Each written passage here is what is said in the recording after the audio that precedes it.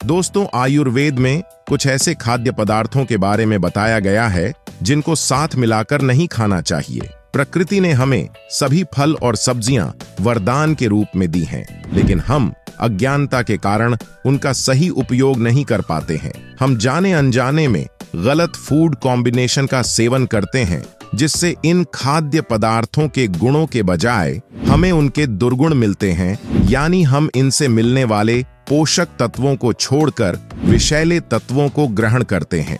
आज की इस वीडियो में हम भिंडी के बारे में बात करेंगे और हम आपको बताएंगे कि भिंडी के साथ कौन कौन सी ऐसी चीजें हैं जिसे आपको भूलकर भी नहीं खानी चाहिए। भिंडी के साथ इन चीजों को मिलाकर खाने से आपकी सेहत को कई तरह के नुकसान हो सकते हैं। आपके शरीर पर सफेद दाग बन सकते हैं, आपको एलर्जी हो सकती है, आपका डाइजेशन खराब हो सकता है और भी बहुत सारी समस्याओं का सामना करना पड़ सकता है। तो चलिए आज की इस वीडियो की शुरुआत करते हैं और जानते हैं कि भिंडी के साथ हमें कौन कौन सी ऐसी चीजें हैं जिसे कभी भी नहीं खाना चाहिए। दोस्तों, अगर हम गहराई से सोचें तो पाएंगे कि हर कल्चर और ट्रेडिशन में खाना बनाते समय कुछ खास फूड कॉम्बिनेशन का ध्यान रखा जाता है। यह देखा जाता है कि कौन सी चीज के साथ कौन सी चीज खानी चाहिए और कौन सी चीजों को अवॉइड करना चाहिए। लेकिन आजकल के इस आधुनिक समय में हम इन बातों को अक्सर नजरअंदाज कर देते हैं। आयुर्वेद, जो कि भारत की एक बहुत प्राचीन चिकित्सा पद्धति है, यह मानती है कि हर खाद्य पदार्थ की एक अपनी विशेषता होती है, एक अपना नेचर होता है, और जब दो अलग अलग नेचर वाले खाद्य पदार्थों को एक साथ मिलाया जाता है तो यह आपकी शरीर के संतुलन को बिगाड़ सकता है। डाइजेस्टिव प्रॉब्लम्स और स्किन प्रॉब्लम्स जैसे दिक्कतें भी पैदा कर सकते हैं। दोस्तों, इस वीडियो को बहुत ध्यान से अंत तक जरूर देखिएगा, क्योंकि आज मैं आपको न सिर्फ यह बताऊंगा कि कौन कौन से फूड कॉम्बिनेशन आपको अवॉइड करना चाहिए, बल्कि यह भी बताने की कोशिश करूंगा कि वैज्ञानिक और आयुर्वेदिक सिद्धांतों के अनुसार ये कॉम्बिनेशंस क्यों हानिकारक हो सकते हैं और ये आपकी बॉडी को कैसे नुकसान पहुंचाते हैं। तो चलिए शुरुआत करते हैं और जानते हैं सबसे पहली चीज के बारे में,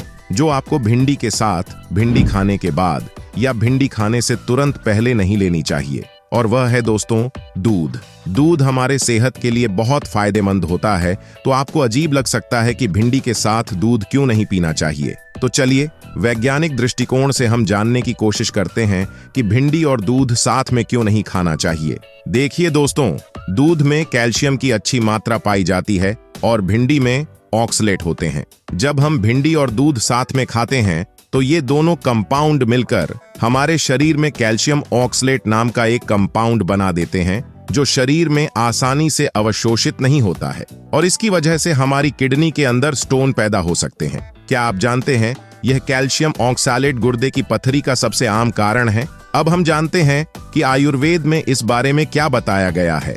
आयुर्वेद के नजरिए की अगर बात करें तो दूध और भिंडी दोनों ही कूलिंग प्रॉपर्टीज रखते हैं। साथ ही भिंडी में एक चिपचिपा पदार्थ होता है जिसे स्लाइम कहा जाता है, जो हमारी बॉडी में कफ दोष को बढ़ाता है। आयुर्वेद में दूध और भिंडी को साथ में लेना विरुद्ध आहार माना जाता है, और यह कॉम्बिनेशन आपके डाइजेशन को स्लो कर सकता है, जिससे आपके पेट में गैस बनना, पेट में भारीपन जैसे समस्याओं देखने मिल सकता है। तो अगर आप चाहते हैं कि आपका डाइजेस्टिव सिस्टम स्मूथली फंक्शन करता रहे, आपके अंदर किडनी स्टोन पैदा ना हो, तो मिल्क और भिंडी, इन दोनों को साथ में कंज्यूम करना आपको अवॉइड करना चाहिए।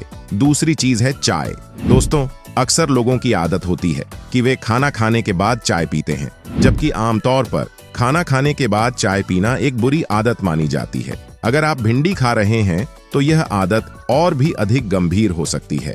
चाय एक टैनिन रिच फूड है। साइंटिफिकली अगर देखा जाए, टैनिन खाने में मौजूद प्रोटीन और अन्य न्यूट्रिएंट्स के साथ रिएक्ट करके उन्हें बाइंड कर देते हैं, जिससे उनके अवशोषण में कमी आती है। इसका मतलब जब आप भिंडी के साथ या उसके तुरंत बाद चाय पीते हैं तो चाय में मौजूद टैनिन भिंडी में पाए जाने वाला प्रोटीन और पोषक तत्वों को बाइंड कर सकता है, जिससे भिंडी में मौजूद न्यूट्रिएंट्स का अवशोषण कम हो जाता है और आपको पूरा न्यूट्रिशन नहीं मिल पाता है। अब अगर आयुर्वेदिक दृष्टिकोण से देखा जाए, टैनिन वात दोष को बढ़ा सकते हैं, क्योंकि इसमें ड्राइंग और एस्ट्रिंजेंट प्रॉपर्टीज होती हैं, और भिंडी कफ दोष को बढ़ा सकती है। जब ये दोनों एक साथ मिलते हैं तो ये वात और कफ दोनों दोषों को प्रभावित कर सकते हैं। इसलिए जब भी आप भिंडी खाएं तो कोशिश करें कि इसके बाद या इसके पहले या इसके साथ चाय कभी न पिएं।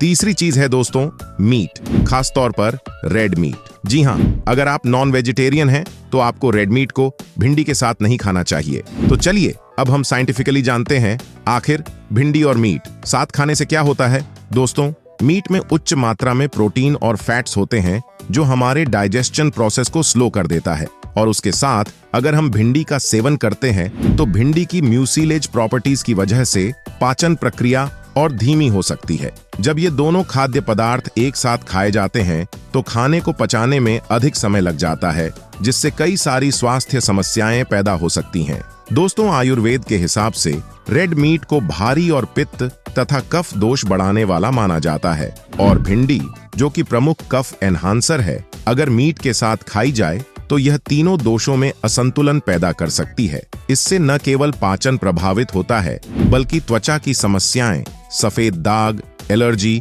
और अन्य स्वास्थ्य समस्याएं भी उत्पन्न हो सकती हैं। तो बेहतर यही होगा कि आप रेड मीट और भिंडी को एक साथ कभी भी ना खाएं। चौथा बहुत ही कॉमन फूड है मूली, जो अक्सर सलाद, सब्जी या भुजिया के रूप में खाई जाती है। लेकिन भिंडी के साथ मूली को बिल्कुल भी नहीं खाना चाहिए। साइंटिफिकली ये बताया जाता है कि मूली गैस बनाने वाली होती है, क्योंकि इसमें सल्फर कंपाउंड ज्यादा होते हैं जो पाचन प्रक्रिया के दौरान टूटते हैं और पेट में गैस बनाते हैं। ज्यादा गैस बनने पर पेट फूलना, पेट में दर्द होना और पाचन संबंधी समस्याएं पैदा कर सकता है। आयुर्वेद के अनुसार ये बताया जाता है कि मूली हमारे शरीर में वात दोष को बढ़ाते हैं, और जब यह भिंडी के साथ कंबाइन होती है तो यह हमारे शरीर की वात और कफ दोनों दोषों को डिस्टर्ब कर सकता है। इसीलिए इन्हें भी एक साथ खाने से परहेज करना चाहिए। पांचवी और आखिरी चीज है करेला, जो अपने कड़वे स्वाद के लिए जाना जाता है। करेला प्राकृतिक रूप से ठंडक देने वाला होता है और इसमें एंटी डायबिटिक गुण भी होते हैं, लेकिन जब इसे भिंडी के साथ मिलाकर खाया जाता है तो इसका ठंडक प्रभाव और भी बढ़ जाता है, जिससे कफ दोष अत्यधिक बढ़ सकता है, और इस अतिरिक्त कफ के कारण शरीर में भारीपन, कमजोरी और सुस्ती हो सकती है। साइंटिफिकली देखा जाए, करेला और भिंडी का कॉम्बिनेशन कुछ लोगों के लिए बहुत भारी हो सकता है, विशेष रूप से उन लोगों के लिए जो पहले से पाचन समस्याओं का सामना कर रहे हैं। इसलिए भिंडी और करेले को एक साथ मिलाकर नहीं खाना चाहिए। तो दोस्तों, अगर आप अपने डाइजेशन को हेल्दी और बैलेंस्ड रखते हुए इन सब्जियों का बेस्ट यूज करना चाहते हैं और अलग अलग तरह के साइड इफेक्ट्स को अवॉइड करना चाहते हैं, तो इन्हें अलग अलग समय पर कंज्यूम करना आपके लिए बेहतर होगा। इस तरह से आप इन सब्जियों के हेल्थ बेनिफिट्स को बिना किसी प्रॉब्लम के एंजॉय कर पाएंगे। तो दोस्तों, अगर आपको हमारे ये वीडियो फायदेमंद लगे तो इस वीडियो को एक लाइक जरूर कीजिए। हमारे इस चैनल को अभी तक सब्सक्राइब नहीं किया है तो इस चैनल को सब्सक्राइब करके ऑल नोटिफिकेशन को ऑन जरूर कर लीजिए।